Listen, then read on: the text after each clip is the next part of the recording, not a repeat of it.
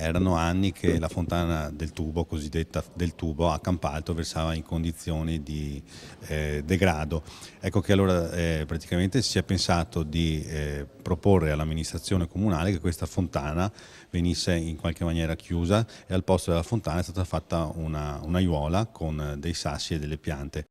A 11 anni dalla sbornia istituzionale che aveva portato alla realizzazione di uno dei monumenti più brutti e odiati della storia del nostro territorio, l'orrore noto a Campalto come Fontana del Tubo ha finalmente avuto un termine.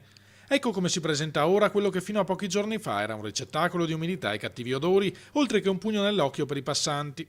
L'intervento è stato finanziato dall'assessorato ai lavori pubblici dopo la solitaria crociata condotta dal consigliere di municipalità Giorgio Ragazzoni, che ha dedicato buona parte della sua vita a liberare il paese da quello scempio. Per anni ha condotto questa battaglia e alla fine l'ha vinta.